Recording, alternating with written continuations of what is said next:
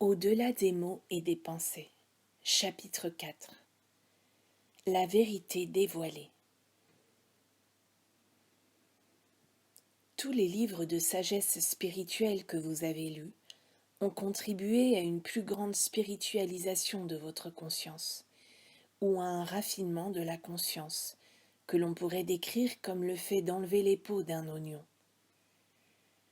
Chaque livre, chaque séminaire, chaque principe pris dans votre conscience vous a préparé pour le suivant, vous amenant à un plus grand déploiement, et vers cet acte de la grâce accordé aux individus à un certain moment de leur déploiement, qui les élève jusqu'à la conscience maître. Depuis ma première expérience spirituelle, vivre entre deux mondes a toujours été difficile pour moi. Vivre dans cette conscience supérieure, puis revenir sur terre. Retourner dans cette conscience et revenir sur terre. Mais cela n'a jamais été aussi difficile qu'en 1963. Cette année a marqué une nouvelle période d'initiation pour moi. Et même si en 1962, je savais qu'elle allait arriver, je n'avais aucune idée de son intensité, de sa longueur ou de la nature du message qui allait être révélé. Il est donc naturel que cette année-là ait apporté un plus grand dévoilement, une conscience plus élevée. Vous comprendrez cela en étudiant le travail qui s'est présenté à cette période. Avec chaque dévoilement successif, il y avait une ouverture menant à l'enseignement d'aller au-delà des mots et des pensées, d'aller au-delà du mental. Tout le travail de 1963 révèle la nature de la vie comme elle est vécue, lorsque vous allez au-delà des pensées, au-delà des réflexions et des raisonnements. Cela est la révélation de la nature du sabbat et de la grâce. Un travail de cette sorte amène au point le plus élevé dans la conscience, qui a été révélé jusqu'ici dans la voie infinie. Il semble que cela soit le point culminant de la révélation, à la fois de Moïse et de Jésus, et probablement aussi du Bouddha. Le sens charnel de l'homme ne peut pas entrer au royaume des cieux, dans l'esprit. Le sens charnel de bonne santé est aussi illusoire que le sens charnel de mauvaise santé, et le sens charnel d'homme bon est aussi illusoire que le sens charnel d'homme mauvais. La voie du milieu, ou la conscience spirituelle, ne tente pas d'échanger le sens erroné d'homme contre le sens correct d'homme, mais connaît seulement l'homme spirituel, le Fils de Dieu. Dans le travail de guérison tel qu'il est compris dans la voie infinie, nous détournons notre regard du sens corporel ou physique de l'homme et l'ignorons, qu'il soit en bonne santé ou malade, riche ou pauvre, bon ou mauvais. Nous n'ignorons pas et ne détournons pas les yeux de l'homme corporel ou physique, car il n'y en a pas.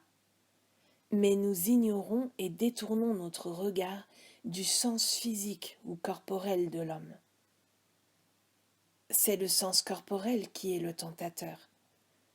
La vérité qui guérit est notre conscience de l'homme et de l'univers incorporel. Melchisédek, ou le Christ qui n'est jamais né et ne mourra jamais, est l'homme véritable. Et ce que nous voyons, entendons, touchons, goûtons et sentons est notre sens erroné de cet homme.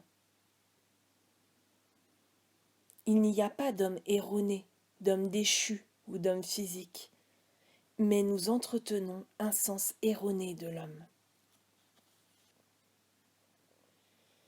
Sur le chemin spirituel, nous commençons notre voyage en étudiant la vérité, en apprenant et en pratiquant la vérité. Toutefois, nous n'atteignons jamais le but de la réalisation jusqu'à ce que nous allions au-delà du mental et de sa connaissance de la vérité, et que nous devenions la vérité. Ce que je recherche, je le suis.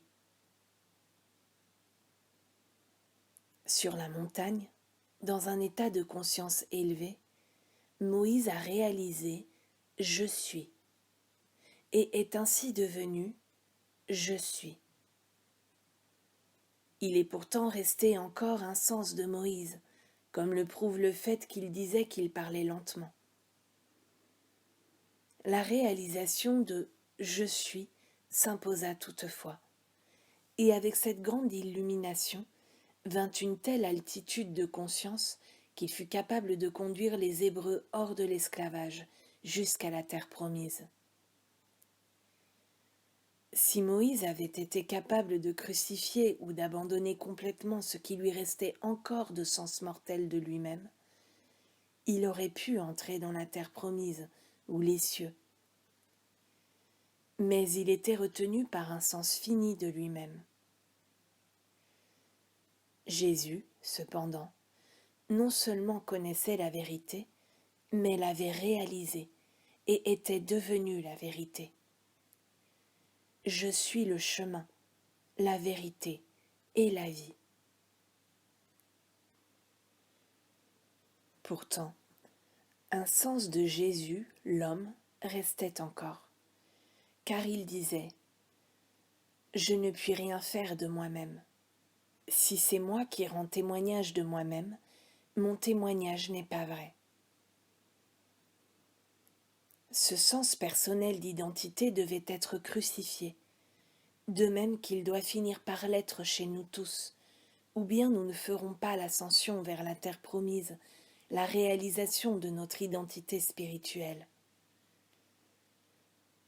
La réalisation qu'a eue Jésus de la nécessité de crucifier l'apparence mortelle d'identité, ou de s'élever au-dessus, lui a permis de faire l'ascension.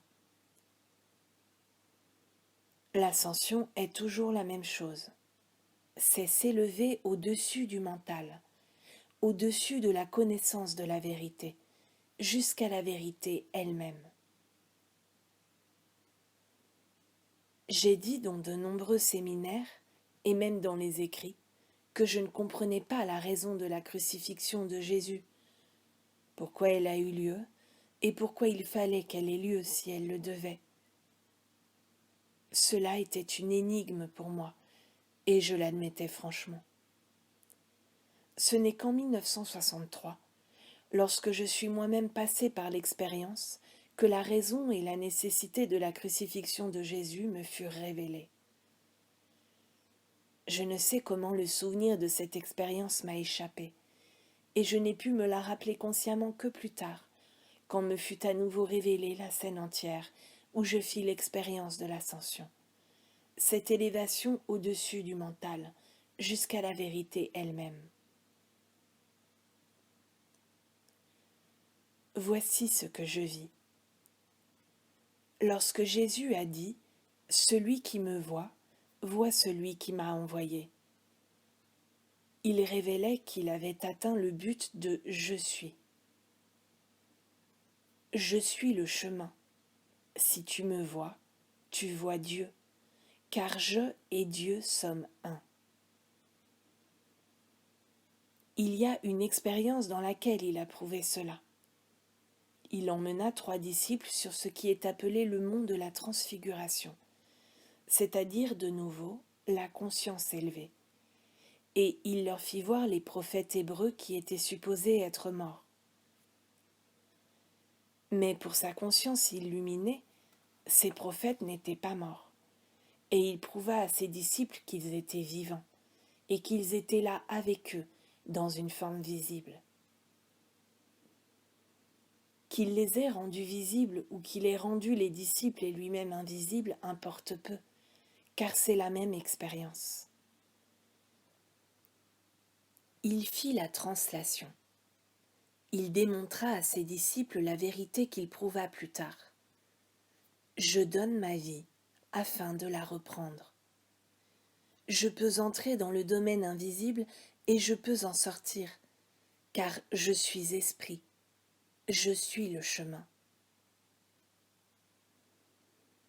Grâce à l'expérience de Jésus sur le mont de la Transfiguration, je comprends maintenant que la crucifixion n'était pas nécessaire pour lui et qu'il aurait pu l'éviter. Enoch connut la translation. Il fut enlevé au ciel sans connaître la mort. Élie connut la translation sans connaître la mort. Isaïe aussi a dû connaître la translation. Ainsi, il me fut montré à travers l'expérience de Jésus sur le mont de la Transfiguration qu'il aurait pu connaître la translation sans connaître la mort. Mais lorsqu'il devint conscient de la trahison, du procès et de la menace de crucifixion, il choisit d'accepter la mort corporelle, pour révéler à ses disciples que la mort n'est pas une expérience, mais un sens illusoire qui doit être compris et discerné. La mort n'est pas un état qu'une personne traverse réellement. Il n'y a pas de mort. Personne n'est jamais mort. Dieu n'a aucun plaisir dans notre mort. La mort est seulement une expérience du sens corporel, le sens qui témoigne que nous sommes physiques, mortels, finis. Mais la mort elle-même n'est jamais une expérience de notre être réel.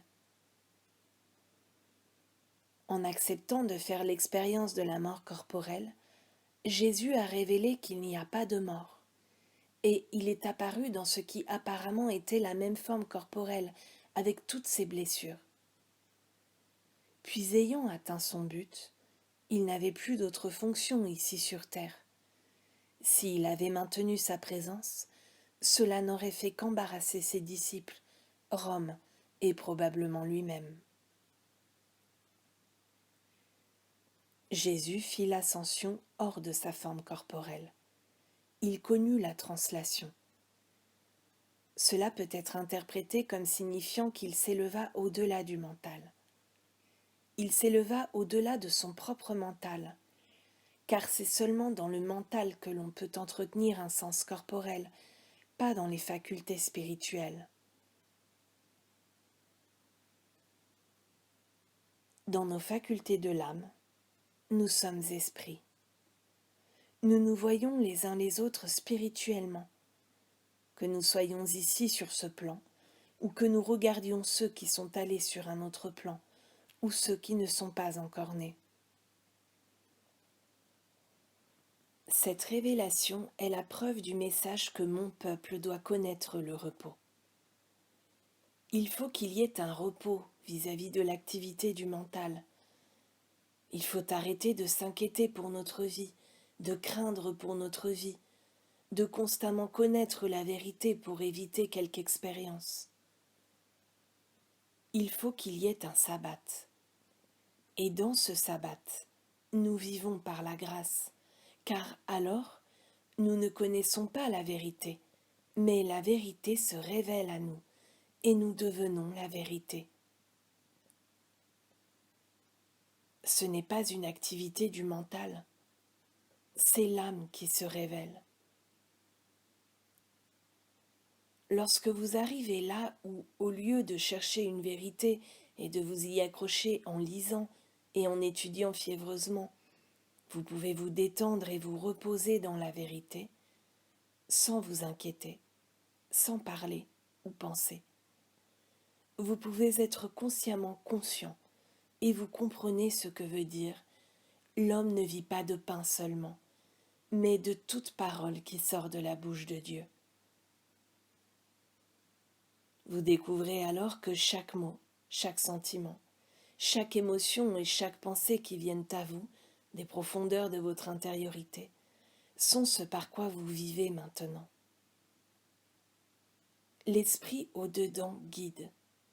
Il dirige, il pourvoit, il protège. Il va devant vous pour aplanir les chemins montueux.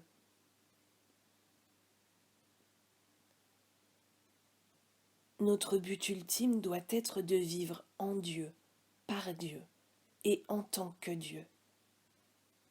Si nous ne faisons pas cela, pourquoi le Maître a-t-il enseigné Ne vous inquiétez pas pour votre vie. La vie est censée être vécue par la grâce, sans force, sans pouvoir. Nous sommes censés vivre par chaque parole de Dieu que nous recevons dans notre conscience.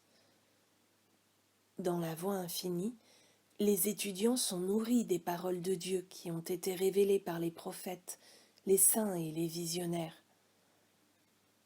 Les étudiants prennent ces paroles dans leur esprit et les enfouissent profondément dans leur conscience, jusqu'au moment où eux aussi s'élèvent au-dessus du mental, jusqu'au point où ils peuvent vivre sans s'inquiéter pour leur vie.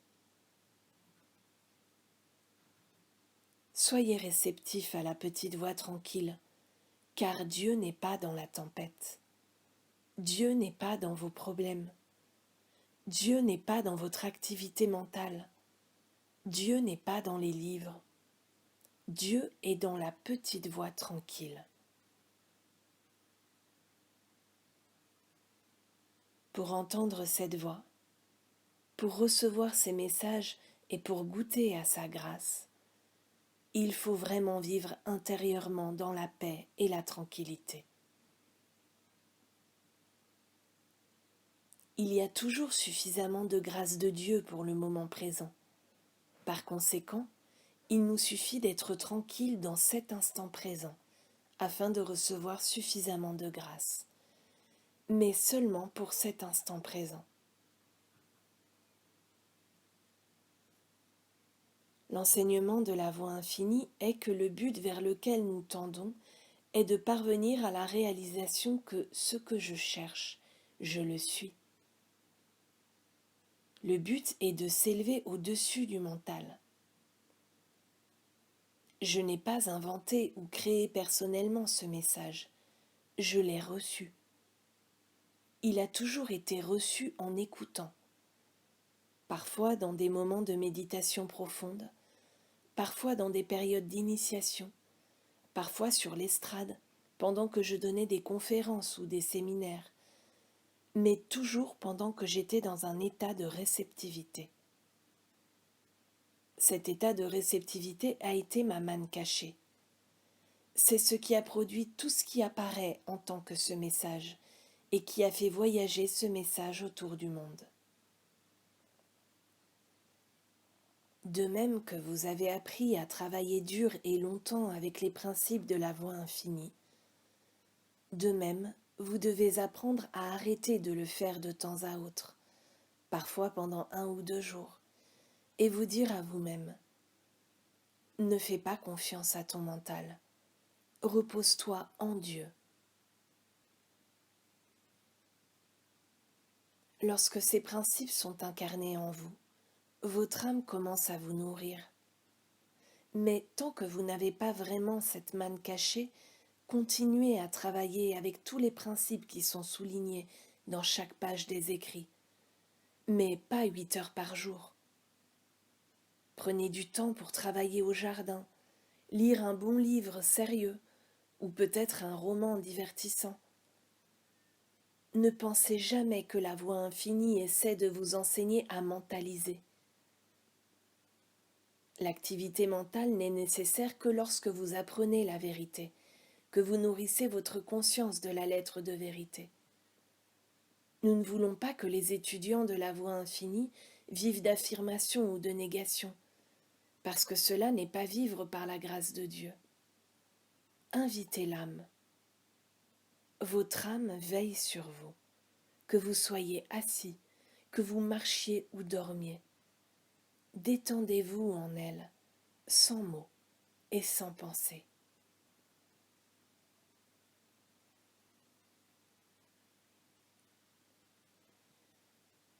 Ce que l'on récolte en demeurant dans ces principes est une période de repos.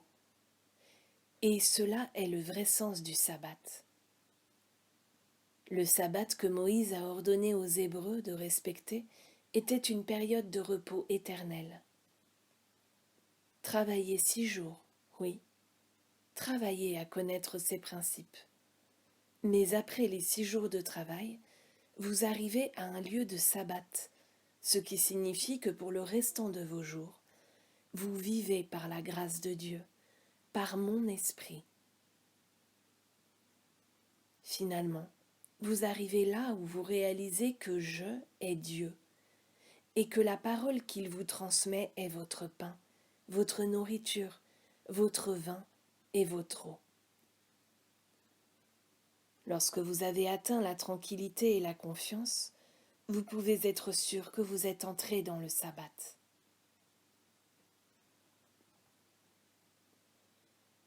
Voyez ce qui arrive le 7e jour. Pendant ce temps, les disciples le pressaient de manger, disant « Rabbi, mange !» Mais il leur dit « J'ai à manger une nourriture que vous ne connaissez pas. »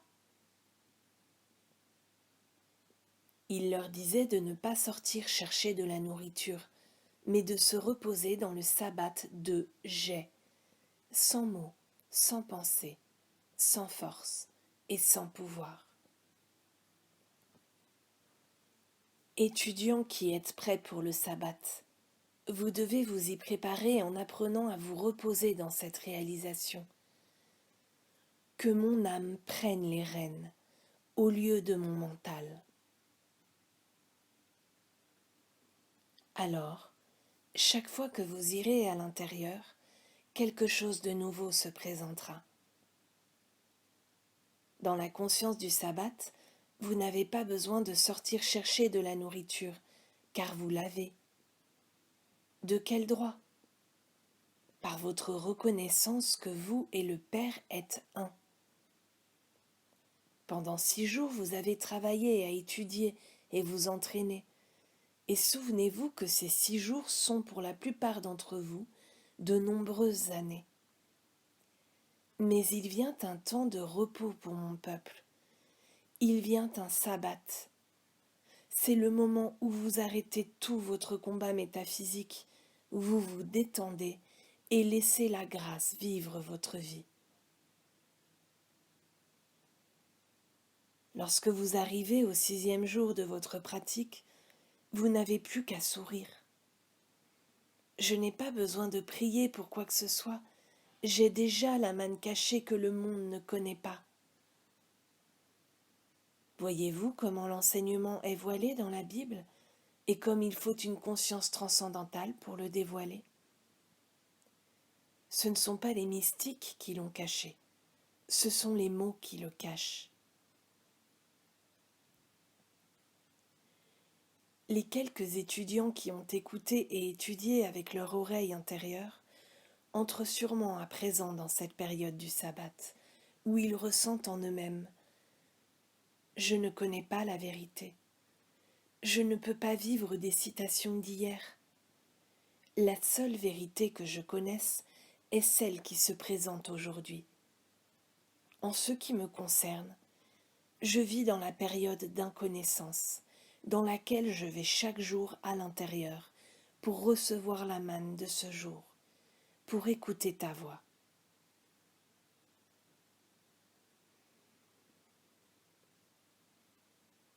Une personne qui est dans la conscience du sabbat réalise « Ta grâce me suffit pour cet instant » et elle est satisfaite. Elle se repose, non seulement dans l'assurance que la grâce de Dieu lui suffit, mais aussi qu'il y en a une quantité suffisante. Dans cette prise de conscience de la grâce, elle s'installe dans une conscience de paix. Les 6 jours de lutte sont terminés et aujourd'hui elle refuse de travailler. Alors ce qui doit venir vient. La vérité que l'on trouve dans la voie infinie est l'interprétation spirituelle des Écritures. Grâce à cela, vous pouvez revenir dans votre propre conscience et y puiser l'interprétation spirituelle des passages qui viennent à vous. L'interprétation pourra venir dans une forme différente de celle que je vous ai donnée, mais le principe sera le même. La voie infinie vous emmène à travers les 6 jours de travail. Travail de connaissance de la vérité, de recherche de la vérité, de réflexion et de méditation sur la vérité, jusqu'à ce que vous alliez au-delà de l'activité du mental ou de l'intellect. Finalement, vous arrivez là où vous pouvez vous reposer dans la tranquillité et la confiance, car vous ne vivez plus votre propre vie. Chaque parole qui s'écoule de Dieu dans votre conscience devient le pain, le vin et l'eau. Elle devient votre santé, votre force, votre vitalité et toutes les choses nécessaires pour votre expérience.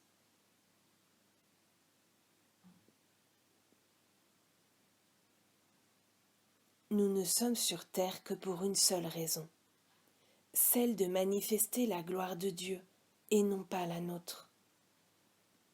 Nous n'avons jamais été censés nous glorifier de notre sagesse, de nos dons ou de nos compétences.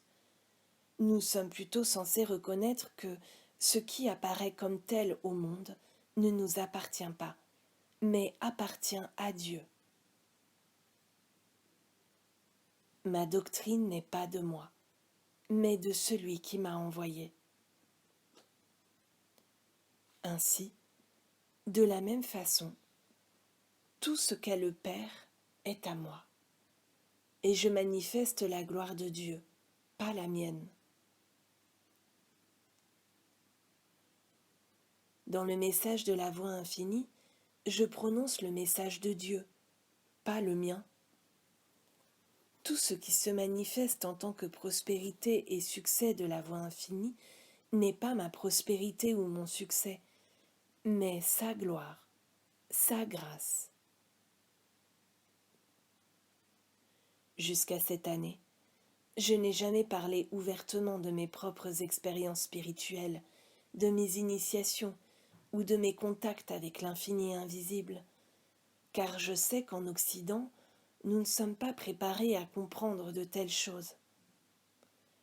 Mais cette année, je n'ai fait aucun secret des 8 mois d'initiation que j'ai traversés et qui ont permis un dévoilement plus élevé du message. Une partie de ma fonction pendant cette période a été d'élever le message de la voix infinie lui-même hors du langage métaphysique et de lui donner un langage mystique, afin que nos étudiants commencent à vivre seulement dans un langage mystique, au moment même où nous essayons tous de vivre seulement la vie mystique, sans nous séparer pour autant de l'existence quotidienne. Car il doit toujours y avoir une activité constructive. Il faut qu'il y ait toujours des affaires. Il faut qu'il y ait toujours toutes les activités de nature humaine qui se produisent dans le monde. Mais il faut qu'elles soient élevées à un degré supérieur de conscience. Même si un moyen d'échange, tel l'argent, continue d'être nécessaire, il peut y avoir davantage d'amour et de grâce dans le partage de son activité. L'argent n'a pas besoin d'être des espèces sonnantes et trébuchantes. Il peut être des espèces chaleureuses et spirituelles. Tout cela est mentionné seulement pour que vous sachiez que, dans votre vie, votre activité, vos affaires ou votre profession, vous aussi devez réaliser que la nature de votre expérience est que Dieu soit glorifié à travers vous, que Dieu puisse parler à travers vous, chanter et jouer à travers vous, ou que Dieu puisse faire des affaires à travers vous. Mais c'est toujours Dieu qui opère à travers vous, et en tant que votre être individuel. Toutefois, il reste en chacun de nous un sens limité d'identité, qui doit finir par être crucifié. Moïse, dans son sentiment d'indignité, avait ce sens limité. Jésus l'a eu aussi pendant longtemps, dans le ressenti qu'il exprimait par « de moi-même je ne peux rien faire ». Je l'ai eu également, lorsque je pensais que je ne pouvais pas dévoiler ou transmettre le message de la voix infinie. Chacun de vous l'a eu aussi, dans la mesure où vous croyez avoir une compétence, une sagesse ou un talent. Dans la mesure où vous continuez à avoir ce sens personnel, il devra finalement être crucifié, jusqu'à ce que vous finissiez par réaliser « Je n'ai aucune vérité. Je ne connais aucune vérité. Je n'ai aucune compétence. Je n'ai aucun talent. Je suis la vérité. Je suis le talent. Je suis la compétence. »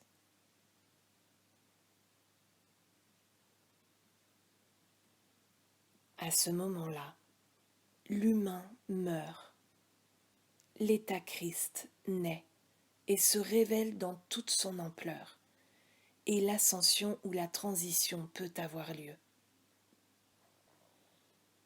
Cela est répété maintes fois dans le message de la voix infinie, dans les passages qui nous rappellent que c'est le sens personnel de je qui doit mourir, le sens personnel de je qui doit être crucifié.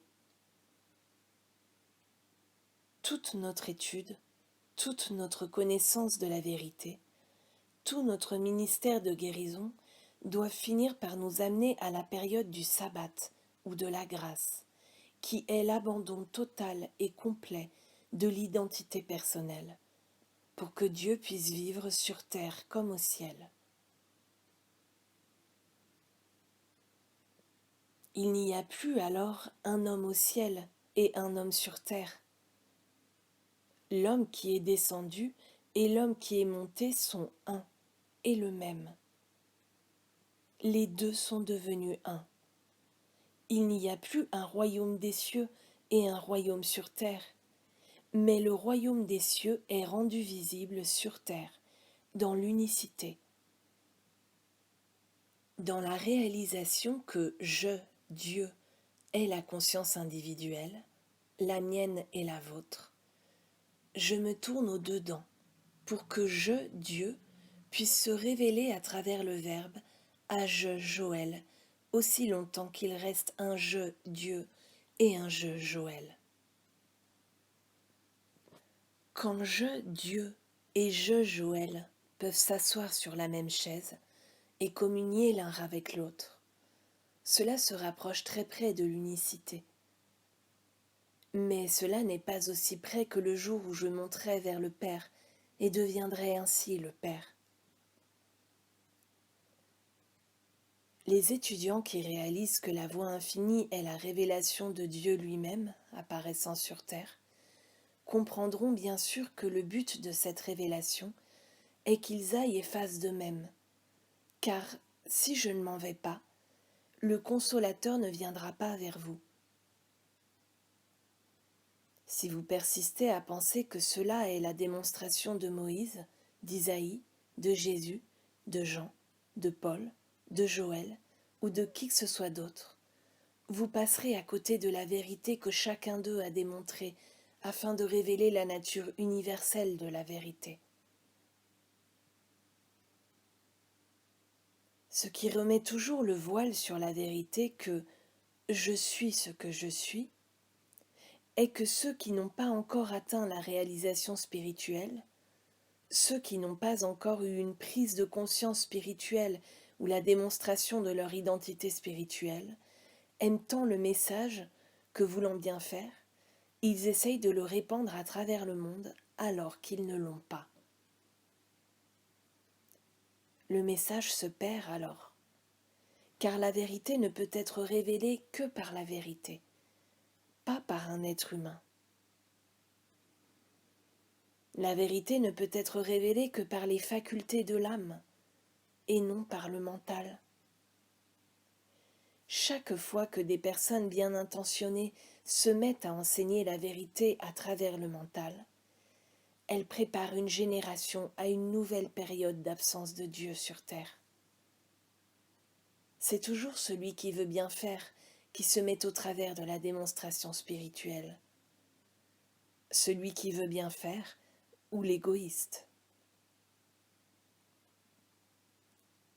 Quand il y a une organisation, un certain nombre de personnes servent comme instructeurs, Et du fait que les exigences d'une organisation ne permettent pas d'atteindre celles qui ont un état d'esprit spirituel, celles qui sont le plus près de cet état prennent en main le travail. Comme la voie infinie n'est pas une organisation, cela n'est pas nécessaire. Nous pouvons être contents si nous trouvons 1, 2, 3, 4, 5 ou 6 personnes illuminées pour enseigner. Et si nous n'en avions jamais plus, cela importerait peu, parce que 1, 2, 3, 4, 5 ou 6 personnes illuminées peuvent faire plus pour le monde que 10 000 non illuminés. Par conséquent, que ceux qui chercheraient à enseigner soient prudents, et que chaque personne qui cherche un enseignement exerce son discernement spirituel, pour s'assurer que ceux qui enseignent manifestent la conscience de la 4e dimension, et pas seulement quelques connaissances tirées d'un livre. Nous pourrons alors empêcher ce qui s'est toujours produit auparavant, la perte de la vérité due au ministère de ceux qui n'ont pas atteint l'illumination spirituelle.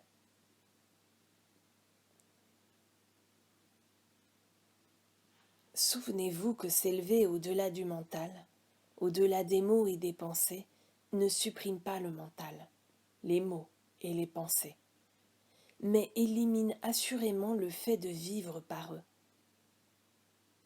Par exemple, n'y a-t-il pas eu une période dans notre expérience métaphysique où nous vivions surtout d'affirmations, espérant ainsi faire apparaître l'harmonie? Il est certain que, par nos paroles, nos pensées de vérité, nos déclarations de vérité et nos rappels de la vérité, nous avons vraiment manifesté une certaine harmonie. Mais quand vient le temps du sabbat et de la grâce, cela n'est plus vrai. Nous ne vivons plus par les mots et les pensées, nous vivons par la grâce. Certes, l'activité de la grâce peut venir à moi en tant que mots et pensées, et peut alors vous être transmise en mots et en pensées. Mais je ne vis pas par ces mots ou ces pensées, et vous ne vivez pas par eux. Nous vivons par la grâce qui a produit les mots et les pensées. Nous vivons dans le repos du sabbat, où nous ne déclarons plus de mots ou de pensées, mais où nous recevons des mots et pensées remplis de l'Esprit de Dieu, et les laissons s'écouler. L'Esprit Saint est en eux, parce que je ne les ai pas produits, je ne les ai pas arrangés, je les ai laissés s'écouler à travers moi. De tels mots et pensées sont chargés de pouvoir. Ce sont ces pensées de Dieu qui font fondre la terre. C'est cette parole de Dieu qui est vivante et efficace, plus tranchante qu'une épée à 2 tranchants, même si elle vient pourtant à travers l'instructeur. En fait, tout ce que vous avez à faire, c'est de vous rappeler le nombre de fois où vous avez prononcé des affirmations de vérité, en pensant que vous alliez supprimer une erreur ou faire apparaître une forme d'harmonie, et le nombre de fois où vous avez réfléchi à la vérité, pour la même raison. Vous saurez alors que vous viviez par les mots et les pensées, parfois par les mots et les pensées venant des livres, mais pas maintenant. Maintenant, vous vivez par la grâce, et cette grâce apparaît en tant que le message que vous pouvez exprimer par la parole ou par écrit. Et parce que c'est un message de la grâce, des personnes qui l'entendent ou le lisent sont guéries et voient leur vie transformée.